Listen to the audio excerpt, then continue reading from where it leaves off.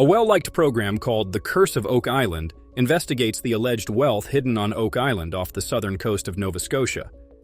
The show's brothers, Rick and Marty Lagena, think they may be getting close to finding the treasure at last. As they go deeper into the garden shaft, they come across a large hole called H8, which they believe to be a wooden treasure chest. However, digging deeper makes the hole unstable, making it dangerous to dig further. They intend to deepen the garden shaft in order to better explore the tunnel, which they believe could be historically significant. The team continues their work on Oak Island, understanding the significance of handling materials from the H8 dig site with care. They find signs that they may be near the Long S vault, strengthening their commitment to the fabled treasure. This setback reminds them of an earlier dig theory by Terry Mathon that suggested the chest they were after might have been damaged or tampered with by someone in the past.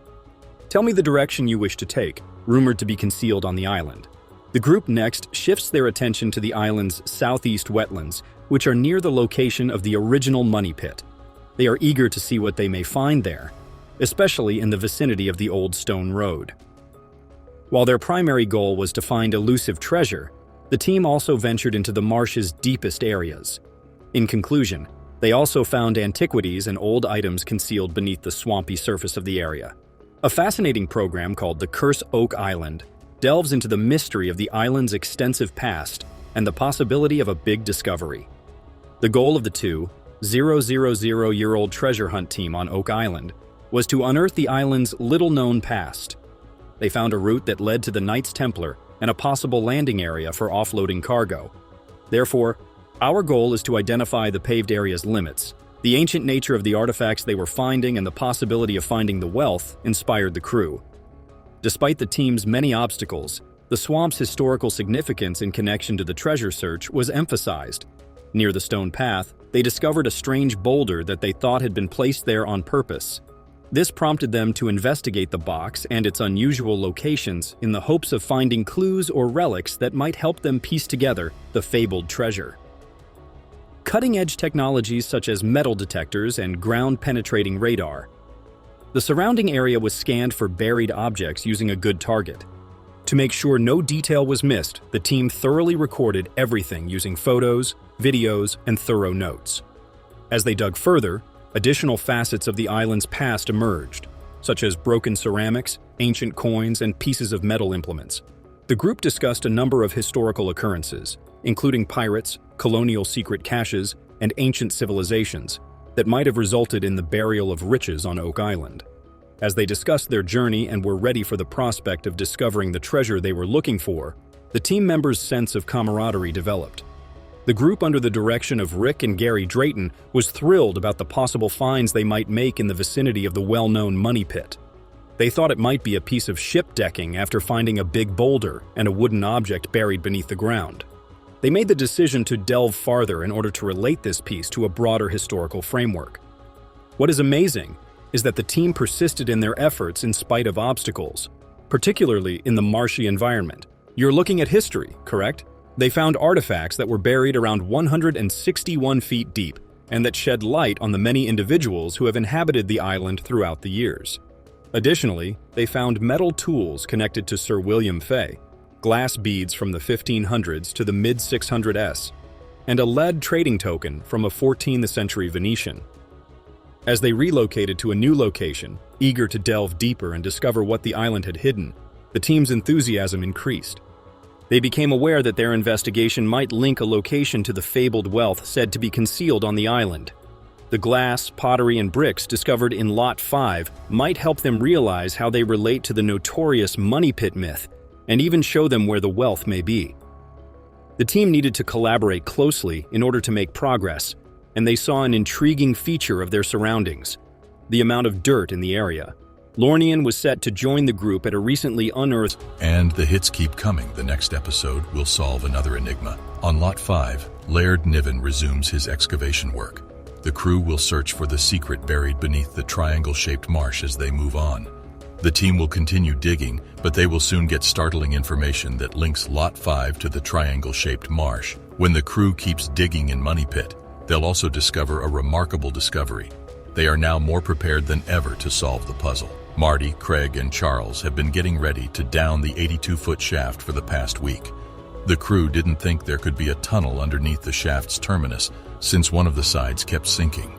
They chose to independently verify it despite this theory. Charles made the decision to go first and offer his services to everybody. But he had to go through specialized training first in order to achieve this. He descended and observed the garden shaft's dropping corner. After what he had seen, the group decided to dig at the bottom to see if there were any potential tunnels nearby. Marty, though, placed a hold on it. He intended to perform a self-check but needed more time to complete his dedicated training. Meanwhile, Alex, Rick, and Peter traveled to Italy to consult Umberto Musa, a specialist in coins and artifacts from antiquity. He examined the coins and found Oak Island had some ties to the Roman Empire as well. This happened as a result of one of the coins being a Roman coin. Byzantine gold coins were weighed against another coin to determine whether or not they were genuine. Laird Niven's continuing drilling on Lot 5 resulted in their most recent finding. In the meantime, Rick kept searching for answers in the area known as Nolan's Cross, but for the time being, the group keeps looking into the enigmatic circular depression in the marsh. They discover ceramic shards and charcoal fragments that they surmise may be remnants of a cooking pot or a campfire. The lead artifact that was discovered in the swamp is examined by experts in the war room. They think it is a lead cross and that it was probably made in France. This could be proof that the French had anything to do with the Oak Island enigma. The group looked for tunnels beneath the garden shaft using a probing drill. They discovered a little quantity of wood that could be proof of a tunnel. This time, Gary Drayton uses a metal detector to check the recent spoils while the heavy equipment operator continues his work. Two substantial iron spikes that Gary immediately finds are both dated to the 1700s.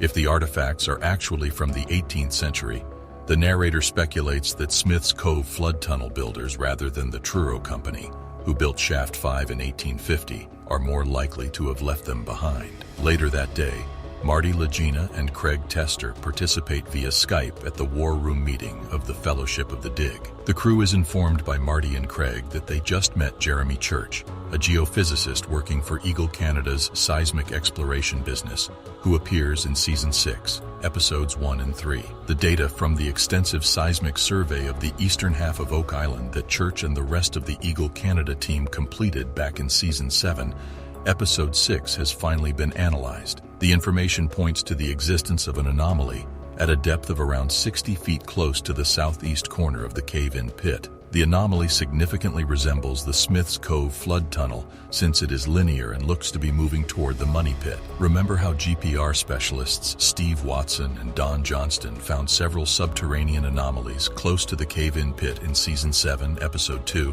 One of them was located at a depth of 82 feet, and the other was located at a depth of 91 feet.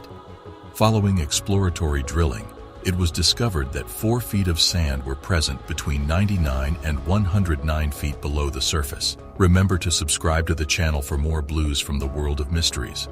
Today, Oak Island is still a fascinating location where tourists may follow in the footsteps of the pioneers by exploring the money pit's depths and taking in the incredible find that permanently altered the course of history. The island serves as a reminder that there are still mysteries to be solved, secrets to be revealed, and treasures hiding in the most unlikely locations. Click on the video links popping up for more interesting content, and we will catch you there in a minute. Lagena, Rick Blankenship, Dave Charles Barkhouse, and Doug Crail are exploring the money pit area with Choice Drilling Team. They are excited about the possibility of finding a debris field, with the team being convinced that it is a tunnel leading from Shaft 6. In 1861, a team of treasure hunters dug a second shaft 18 feet west of the original money pit to avoid booby traps. However, at a depth of 118 feet and just 1 foot shy of their target, the tunnel known as Shaft 6 suddenly filled with seawater. 3 weeks ago, the Oak Island team made a discovery at a depth of 109 feet, suggesting they had located Shaft 6. If the team can verify that the wood they found came from Shaft 6, they may be closer than ever to locating the original money pit and an underground debris field filled with incredible artifacts and treasure. Using a specialized sonic drilling rig, the team will extract core samples at intervals of 10 feet and collect spoils into plastic sleeves to be carefully searched for any important clues or valuable objects. The team is eager to take advantage of this discovery and has 3 data sets that show there is, in fact, a tunnel there. This means they must return and examine the geotext surrounding where the money pit would sit, which supports additional research at the wash table nearby. The team believes that the westernmost edge of Shaft 6 has provided a much-needed breakthrough, indicating that by continuing to drill east of the site, they will be able to follow the tunnel to the money pit's precise location, approximately 18 feet away.